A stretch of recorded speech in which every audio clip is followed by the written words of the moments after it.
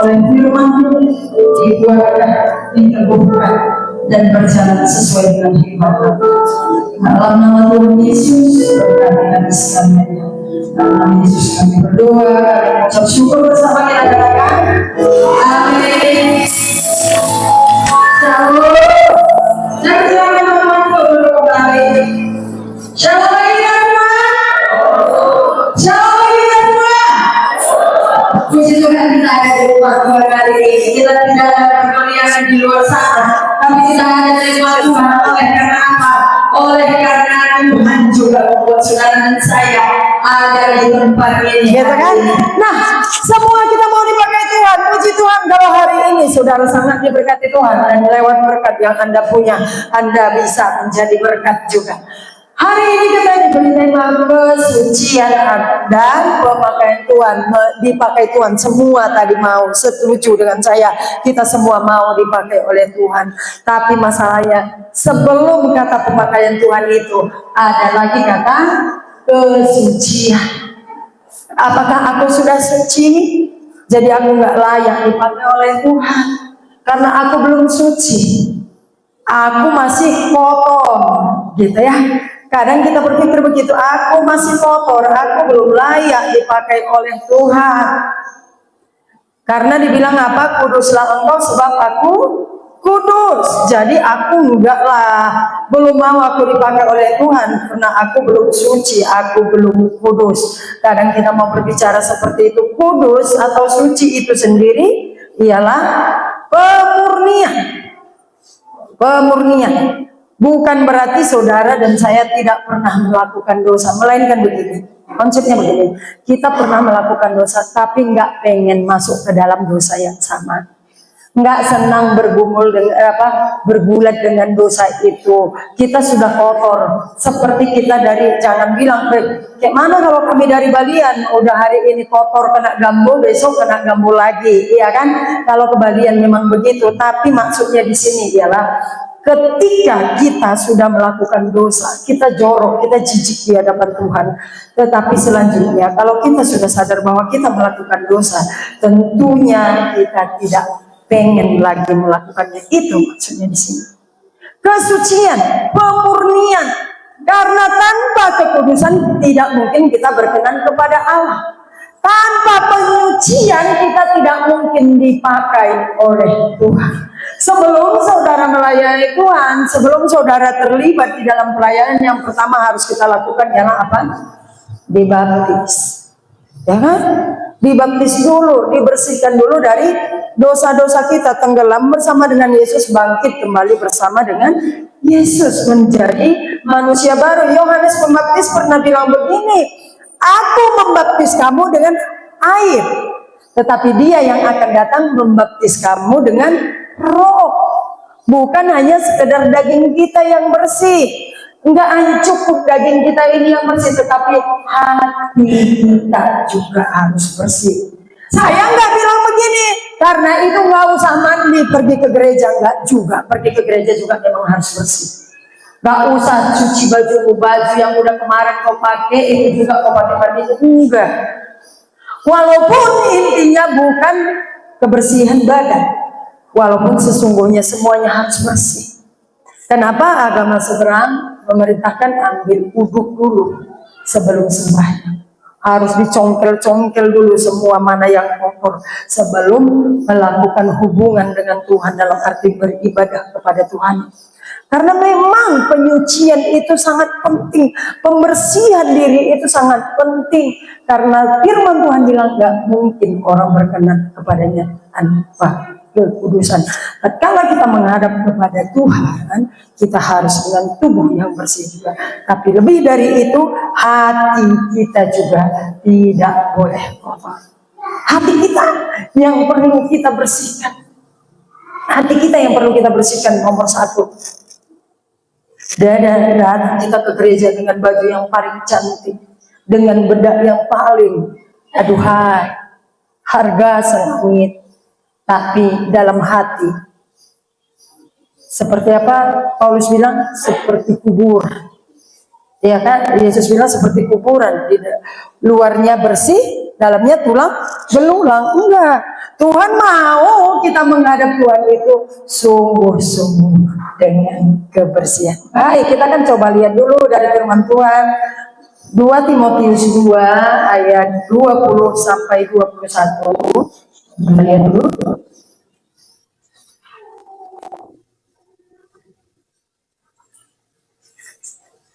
Nah, kita akan baca bersama-sama karena ini hanya 2 ayat.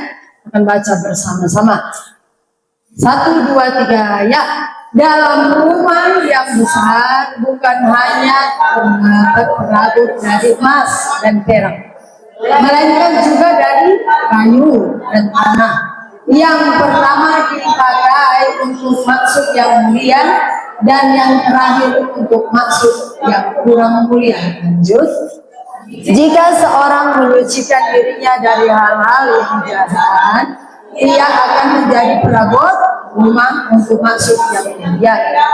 Ia dikuduskan, dipandang layak untuk dipakai tuannya, dan disediakan untuk setiap pekerjaan mulia. Katakan amin.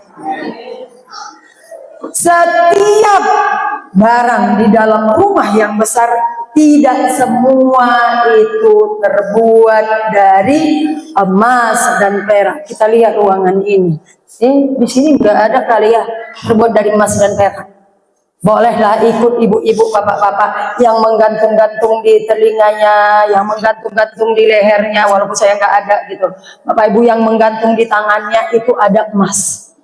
Ada emas, ada perak, juga kita pakai, ada suasa, ya kan?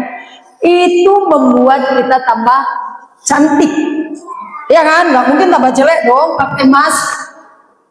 Tambah wibawa, tambah dihormati. Itu perabotan emas.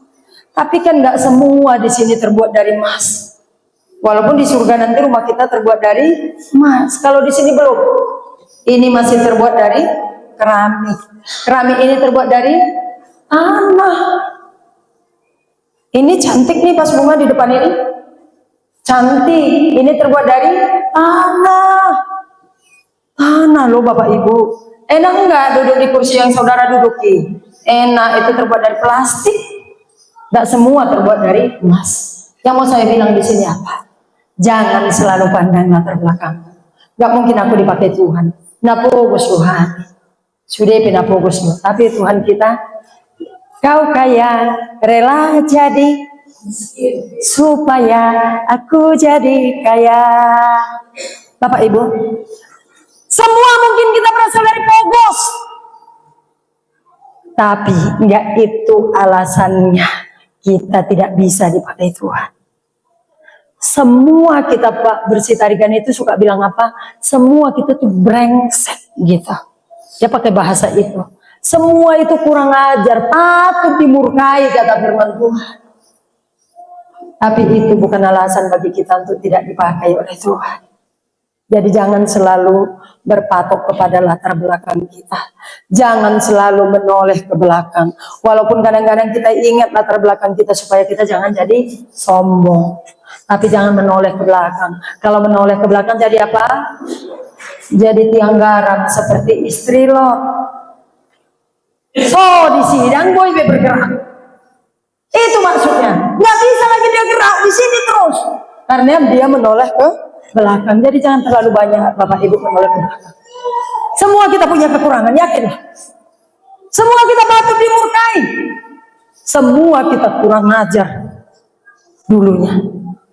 Tapi Tuhan yang sudah berkorban bagimu dan bagiku, itulah yang memungkinkan kita ada hari ini di sini.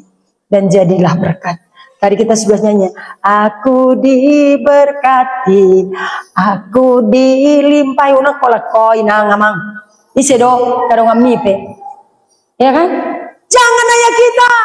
Enak diberkati, enak. Enak datang beribadah, enak memuji Tuhan, masuk hadirat Tuhan, menyembah Tuhan, enak. Habis dari situ nggak jadi apa-apa, enggak. Dipakai Tuhan menjadi berkat. Kalau kau sudah menikmati sesuatu yang baik dari Tuhan. Baik, kita kembali ke PowerPoint. Slide kedua itu kita baca bersama. Tuhan bukan hanya mencari orang yang berbakat, tetapi orang yang siap dipakai dalam rumah besar. Ada bejana mulia dan ada bejana biasa, tergantung pada kekudusan dan kesiapan pemakaian ilahi, lahir dari hidup yang disucikan. Enggak semua, sekali lagi enggak semua berkata di sini Mas.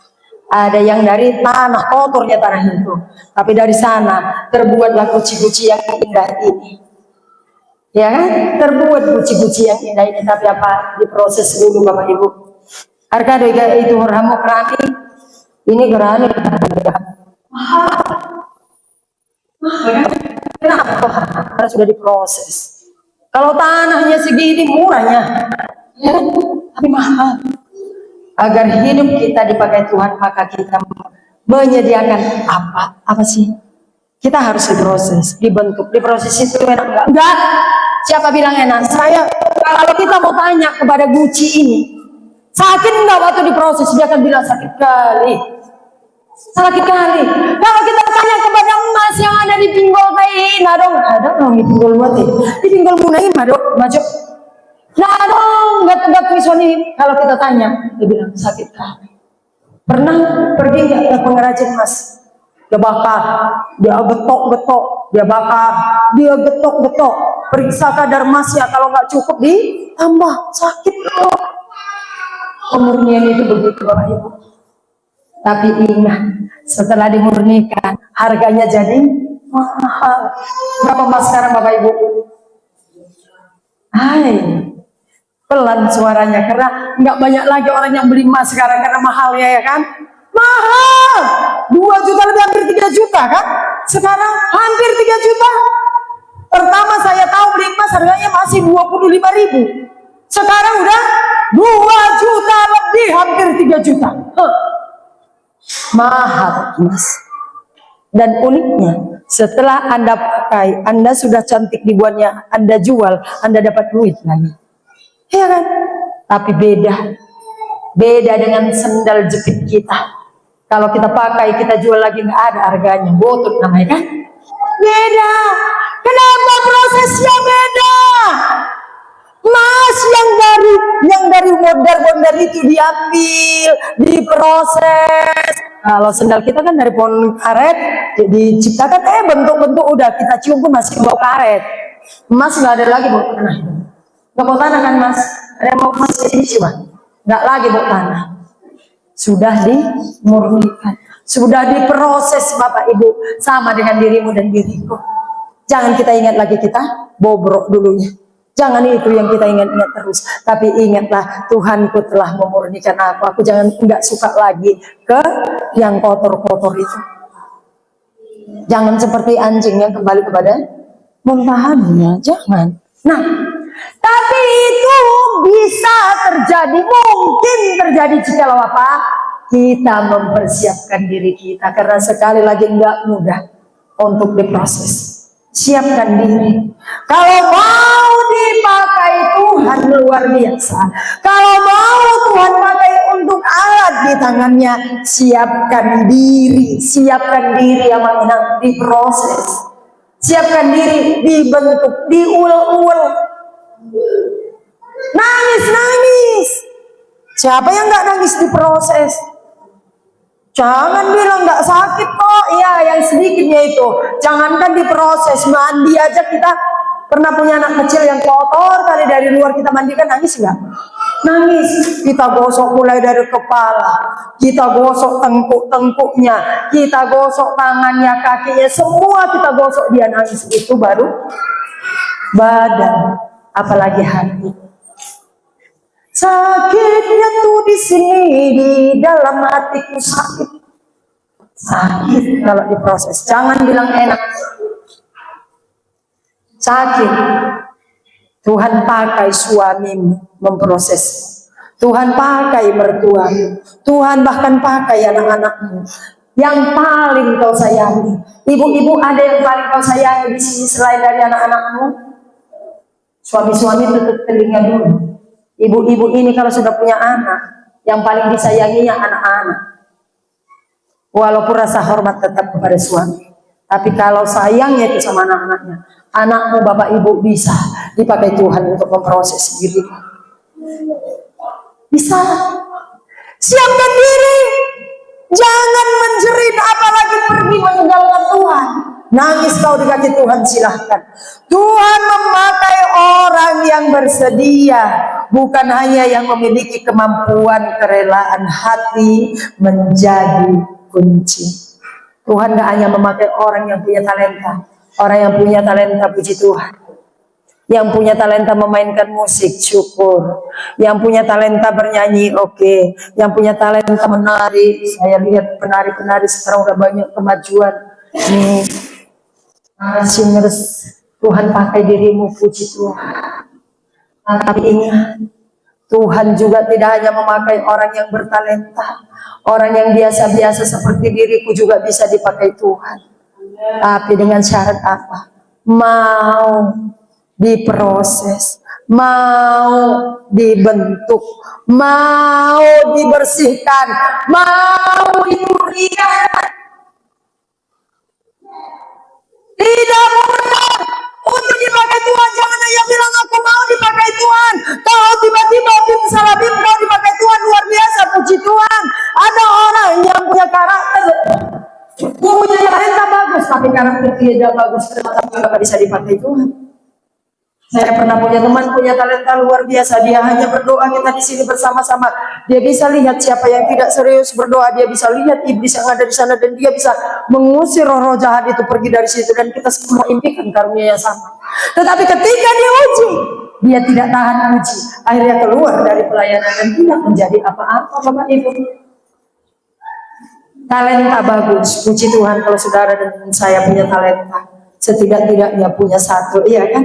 Tetapi talenta itu pun kalau tidak dimurnikan, kalau tidak diuji, tidak akan jadi apa-apa. Karena itu sediakan diri kita. Kesiapan, selain. Kesiapan berarti rela memasuki perjalanan rohani untuk membentuk, diajar, dan diproses oleh Tuhan. Kesiapan diri itu berarti siap dibentuk, diproses, diajar oleh Tuhan. Seperti siapa? Abraham. Tahu kisah Abraham? Kaya, iya kan? Sangat kaya dia.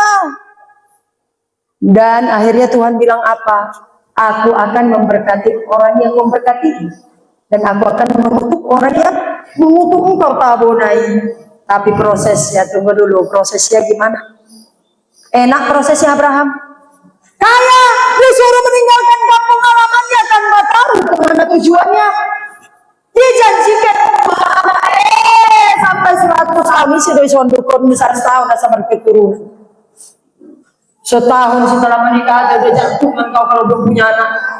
Tuhan, di mana ya berkat Tuhan itu? Hei, setahun. Abraham 25 tahun menanti itu. Janjinya bukan main-main. Seperti banyaknya bintang di langit, seperti banyaknya pasir di tepi pantai. Alena musadaran dari daerahnya. Sampai akhirnya salah jalan. Menikah dengan apa? Dinikahi pembantunya. Lahirlah musuh. Jadi jangan atur Tuhan. Diproses dulu. Relakanlah. Relakan. Karena ketika kita mengatur Tuhan, Tuhan akan bertindak. Kita akan melahirkan musuh. Jangan mau melahirkan musuh amatnya. Relakanlah diri kita diproses, dibentuk oleh nggak enak, tetapi Abraham menjalaninya dengan baik. Setelah disuruh istrinya dia menikah dan itu menjadi lawan bagi dia. Lahirlah si Ishak, anak yang dijanjikan Tuhan. Setelah lahir apa? Disuruh lagi dikorbankan jantungan. Siapa nggak jantungan? Oleh sesada itu disuruh musyawarah di lihat Tuhan. Bayangkanlah situasinya anak kita sakit. Siapa yang nggak jantungan anaknya sakit? Apalagi cuma satu.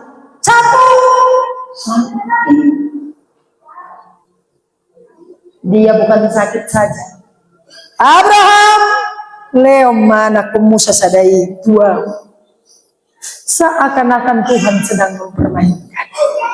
Iya kan? Tapi itu dia jalan. Tapi Tuhan enggak tutup mata. Tuhan akhirnya bilang apa? Semua orang yang mengutuk engkau akan dikutuk. Orang memberkati akan diberkati. Lihatlah perjalanannya Yusuf. Enggak mudah. Dia tetap melakukan yang terbaik di hadapan Tuhan. Dia tetap relakan diri. Lihatlah bagaimana Tuhan mengangkat. Bapak, Ibu, Saudara, kita mau dipakai Tuhan. Relakan diri kita. Relakan diri. Pemakaian dari Allah dimulai dari hati yang berkata, Tuhan, ini pakai hati seperti Maria. Sesungguhnya akhirnya adalah jadilah padaku seperti yang dia katakan. Gak mudah jadi Maria juga. Gak mudah. Masa anak baru hamil di luar nikah? Itu notabene-nya orang baik-baik pula. Kalau orang yang jahat-jahat gak apa-apa lah. Ada apa sih? Ini orang baik. Gak mudah jadi Maria. Nabi dia bilang, hamba beri diri kita mengingat dibentuk, diproses oleh Tuhan. Orang sekelilingmu mungkin jadi proses bagi. Kupikirnya Bapak Pendeta kami itu dia yang apa? Dia yang menjadi penolong bagiku. Tapi ternyata nggak pedulinya Bapak itu sama aku. Nggak apa-apa. Itu proses. Itu proses. Kupikirnya suamiku ini baik kali, dia yang kuanggap ya dulu bayi ini, makanya mau aku menikah dengan dia. Itu proses Bapak Ibu. Yang mau dipakai Tuhan kita. Kupikirnya dulu, kalau aku sudah punya anak, udah ada temanku marah cita-cita, tapi dodo anak kok jadi melawan aku. Enggak apa-apa. Itu merupakan proses. Siapkan diri saja. Bapak ibu muda, jangan kau anggap nanti anakmu kalau sudah besar langsung jadi temanmu, itu belum tentu. Bisa jadi dia berdiri menjadi musuhmu. Untuk apa? Untuk memproses dirimu. Ingat, Tuhan gak pernah punya rencana yang jahat. Apapun yang terjadi dalam hidupmu, tetap merangkainya menjadi baik. Bahkan air mata kita bisa dirangkai jadi permata. Nah, selanjutnya apa? Lanjut. Bagian kedua itu yang harus kita persiapkan ialah kekudusan hidup. Tetap hidup kudus Bapak Ibu. Tetap hidup kudus. Apa dia bilang di sana? Lanjut. Bejana mulia adalah bejana yang disucikan dari hal-hal yang najis. Disucikan berarti dibersihkan dari hal-hal yang jahat. Jangan marah kalau sedang diproses supaya bisa dipakai. Ini Gucci diproses, dibentuk. Udah cantik diproses, dibikin lagi warna-warnanya. Sudah itu dibikin lagi ukir-ukirannya. Mulutnya itu dibikin lagi rumbe-rumbenya supaya layak dia di depan ini. Supaya layak dia di depan ini. Supaya kita layak menjadi berkat. Izinkan diri kita diproses. Harus. Proses itu bukan boleh iya, boleh tidak. Kalau aku mau boleh dong Tuhan, kalau enggak usah, enggak bisa. Demi mau jadi berkat, demi mau menjadi apa yang Tuhan mau, menjadi alat di tangannya Tuhan, harus mau dikuduskan, disucikan, diproses. Seperti saya bilang tadi, dimandikan dari atas sampai ke bawah. Cukuplah hanya dibaptis saja, besoknya tidak menjaga kekudusan diri, enggak bisa. Setelah kau dibaptis, kau harus menjaga kekudusan diri. Harus menjaga kekudusan diri. Jangan bilang begini, ya selingkuh tetap selingkuh, ya udah dibaptis ya aku kemarin, nanti baptis lagi, nggak bisa. Tetap jaga kekudusan diri. Yang seks bebas tetap seks bebas, nggak bisa. Jaga kekudusan diri supaya jadi alat di tangan Tuhan. Jaga kekudusan diri. kekudusan omongan kita, perkataan kita. Firman Tuhan minggu lalu, jangan hidup sesuai pola dunia. Jangan mau hidup sesuai pola dunia ini. Kalau dunia ini selalu apa? Membela dirimu. Membela dirimu supaya kau tidak berubah.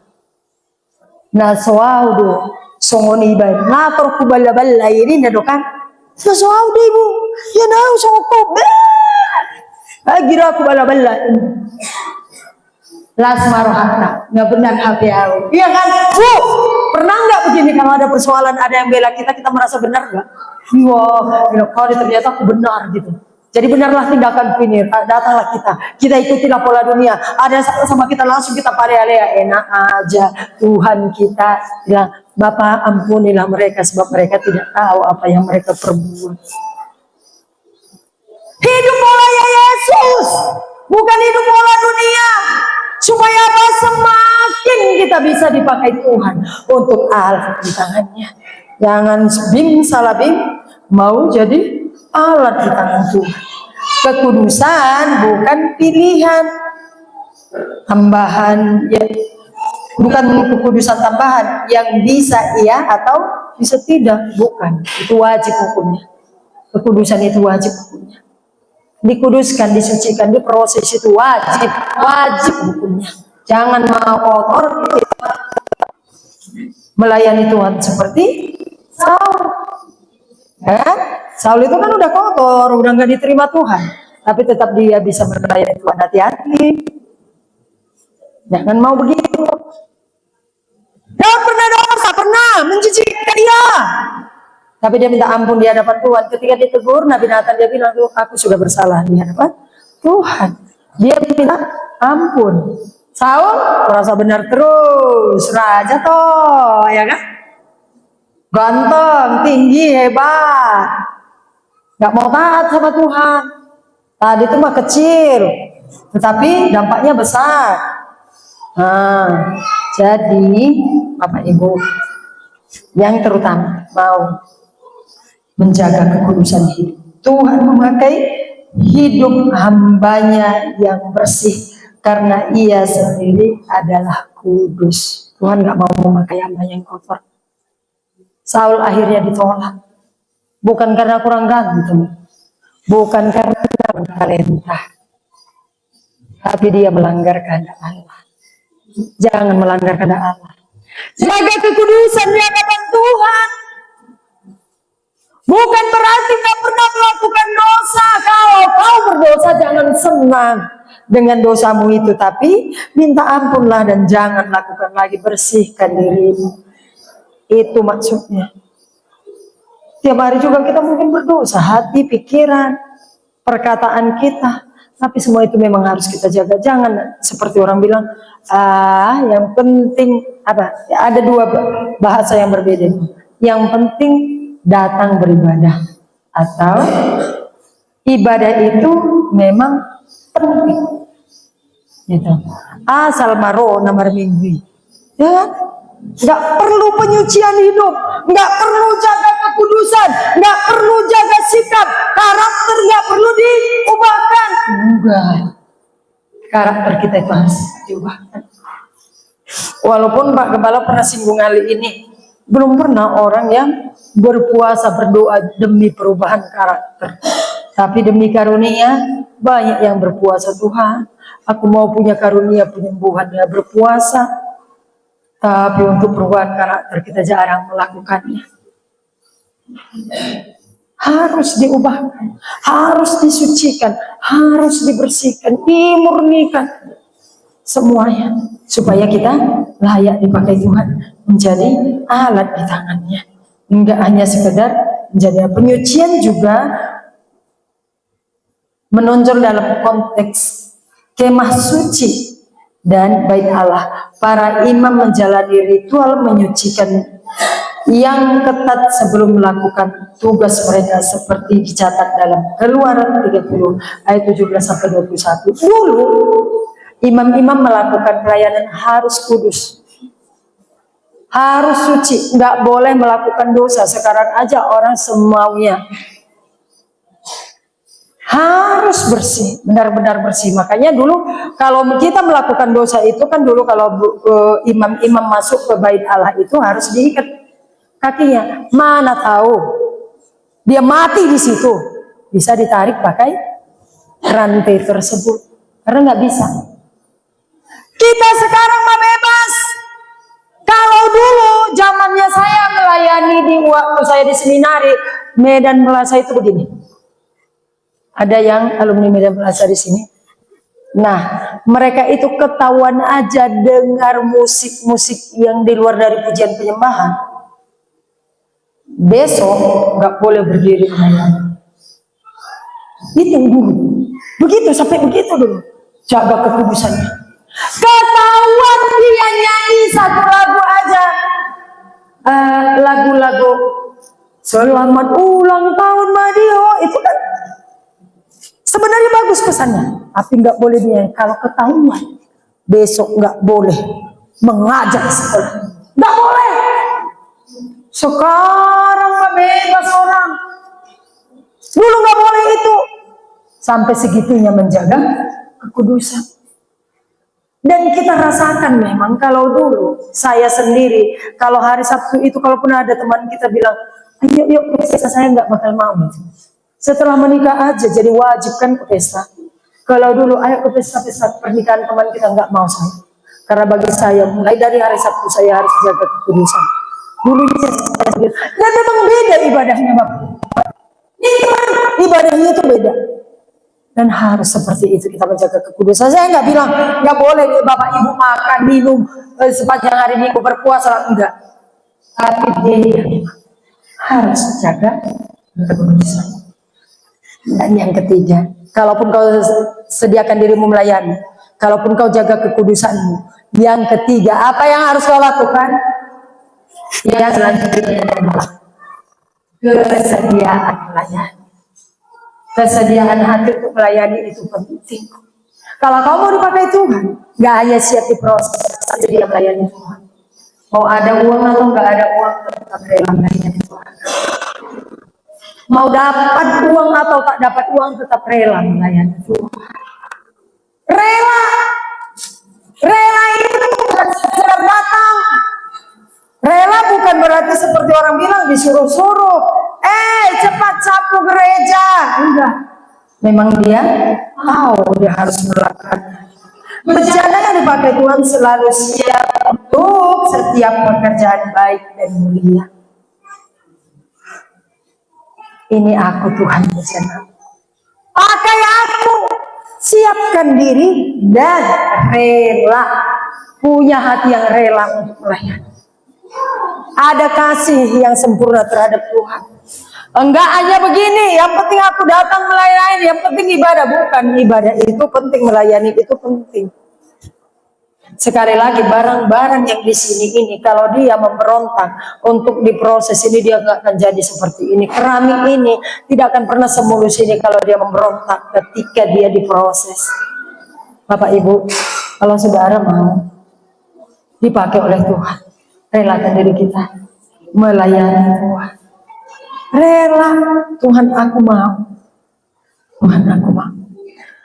Kebangunan sejati tidak berhenti pada pengalaman, tetapi mengalir di dalam pelayanan. Kalau kita bilang kita sudah diproses, kita sudah mengalami kebangunan rohani, kita sudah menyediakan diri kita tidak hanya berhenti dalam diri kita. Kalau jiwaku sudah selamatkan, aku mau orang lain juga. Kalau aku menikmati anugerah Tuhan, aku mau orang juga. Tidak berhenti sampai aku diberkati, aku dilimpahi. Tapi apa?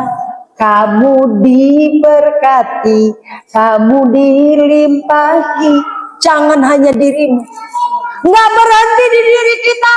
Ketika saudara merasa dirimu sudah diberkati Tuhan, sudah diproses, sudah dikuduskan, sudah menerima semua yang baik dari Tuhan, itu tidak berhenti di dalam diri kita, tapi sampai kepada orang lain, sampai kepada anak-anak Bapak Ibu, sampai kepada mantu dan cucu, Sampai kepada istrimu para suami, sampai kepada istrimu para suami, jangan kau bilang aku ini sudah melayani Tuhan, alai istrimu kurus setiap hari karena apa? Terus dibentak-bentak lempucat.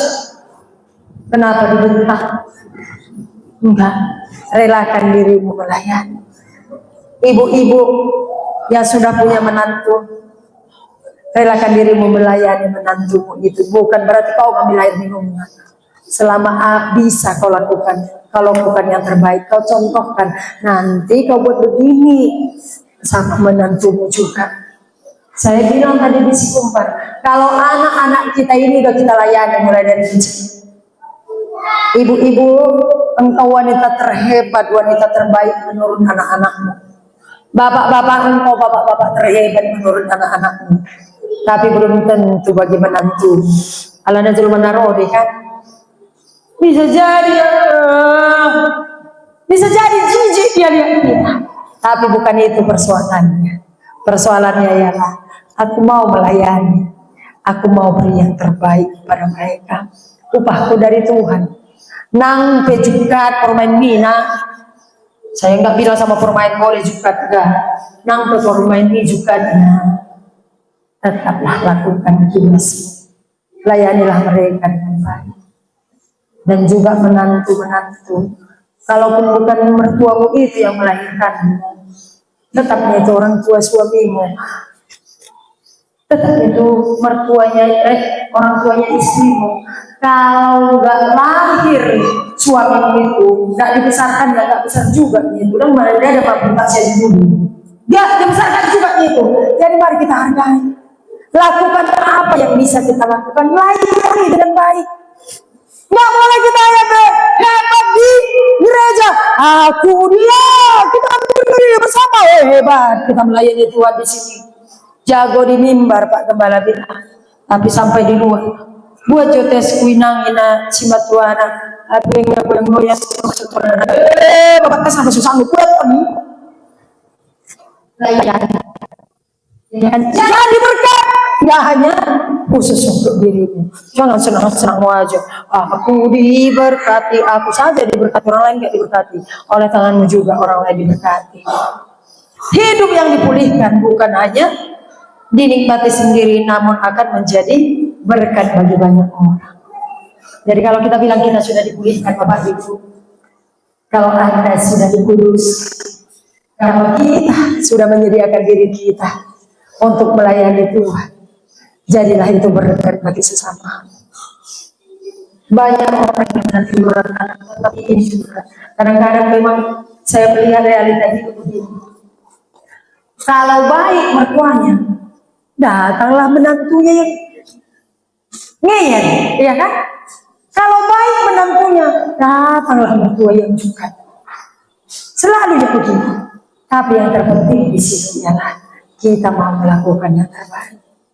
Karena ingat, kita ibu-ibu muda yang masih punya anak kecil, kelak pun kau jadi mertua juga. Tidak ada menantu terus.